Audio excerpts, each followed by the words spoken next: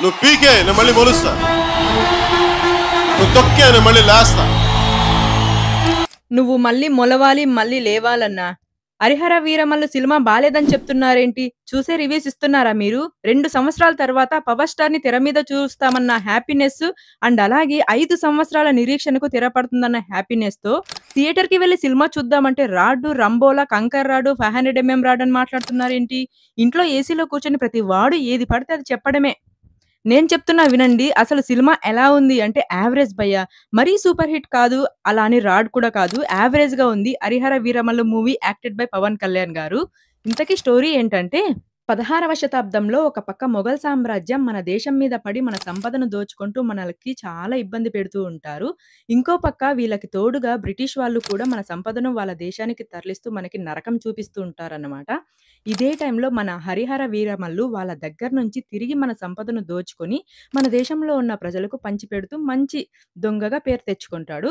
అయితే ఒక సిట్యుయేషను నమ్మిన వ్యక్తి మోసం చేయడంతో మన 'హరిహర వీరమల్లు' హైదరాబాద్ నవాబ్ అయిన కుతుబ్ షాకి దొరికిపోతాడు. అయితే వీరమల్లు ధైర్య సాహసాలని మెచ్చుకుంటూ ఒక పని అప్పగిస్తాడు. అదే కోహినూరి వజ్రాన్ని తిరిగి తీసుకురావడం. అయితే ఎప్పటినుంచినో అవకాశం కోసం ఎదురుచూస్తున్న వీరమల్లు సరే అని చెప్పి ఢిల్లీకి వస్తాడు. మరి తర్వాత ఏం జరిగింది? అసలు ఈ వీరమల్లు ఎవరు? ఎందుకు ఈ అవకాశం కోసం ఎదురు చూస్తున్నాడు? రీజన్ ఏంటి? ఎందుకు ఈ దొంగతనాలు చేస్తున్నాడు? ఈ కథలో పంచమి పోషించిన పాత్రేమిటి? పంచమి చెప్పాను గదా! ట్రైలర్‌లో తన పేరు పంచమి అని చెప్పి. తనకి వీరమల్లుకు సంబంధం ఏంటి? చివరికి వీరమల్లు కోహినూర్ సాధించాడా లేదా అని సినిమా చూసి కాదు. పార్ట్ 2లో ఉంటది. దాన్ని చూసి తెలుసుకోవాలి. అయితే మరి పార్ట్ 1లో ఏముంది అంటే చెప్తా. మీరు గనక నా ఛానెల్‌ని ఫస్ట్ టైమ్ చూస్తున్నట్టయితే లైక్ చేసి, షేర్ చేసి, సబ్స్క్రైబ్ చేసుకోండి. అస్సలు డిసప్పాయింట్ చేయను. సరే అయితే పార్ట్ 1లో ఏముంది అంటే 2 సంవత్సరాల తర్వాత 'పవర్ స్టార్‌ని' తెర మీద చూస్తున్నామనే సంతోషం, దాదాపుగా 5 సంవత్సరాల నిరీక్షణకు తెర పడుతుందన్న ఆనందాన్ని కలిగించిందనమాట.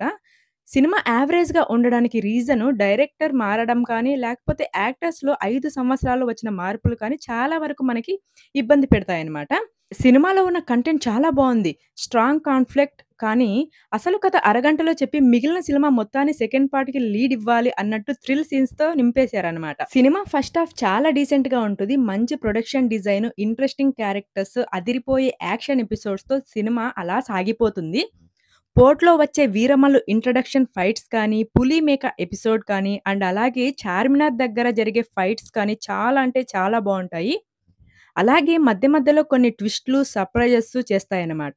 అండ్ 'నిధి అగర్వాల్' క్యారెక్టర్ చాలా ఇంట్రెస్టింగ్‌గా ఉంటుంది. ఇక ఇంటర్వెల్ ఎపిసోడ్ సెకండ్ హాఫ్‌కి అంచనాలు పెంచేస్తదన్నమాట.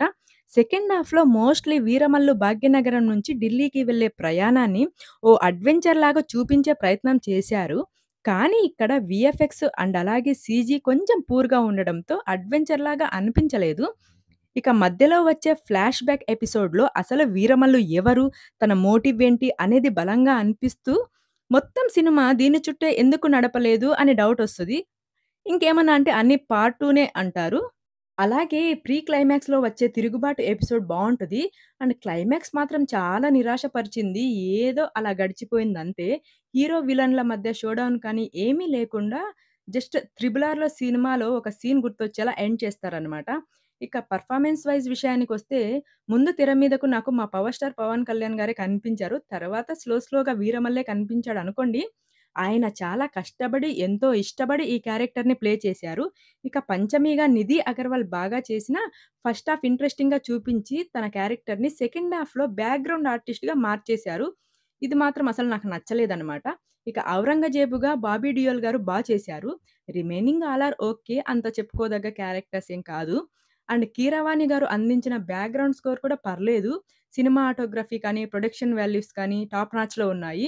ఫైనల్‌గా చెప్పేదేంటంటే 'Harihara Veeramallu' it's a average movie. మరీ రాడ్ అయితే కాదు. సో, ఇదన్నమాట రివ్యూ. ఫ్యామిలీతో పాటు చూడొచ్చా అంటే కంపల్సరీగా చూడొచ్చు. సో, ఎలాంటి అడల్ట్ కంటెంట్ లేదు. మీరు గనక సినిమా చూసి ఉన్నట్టయితే మీకెలా అనిపించిందో కామెంట్ అయితే చేసేయండి. నా రివ్యూ ఎలా ఉందో కూడా కామెంట్ చేయడం మర్చిపోకు. ఇంకొక రివ్యూతో మళ్ళీ కలుసుకుందాం. Thank you. జై హింద్. బాయ్.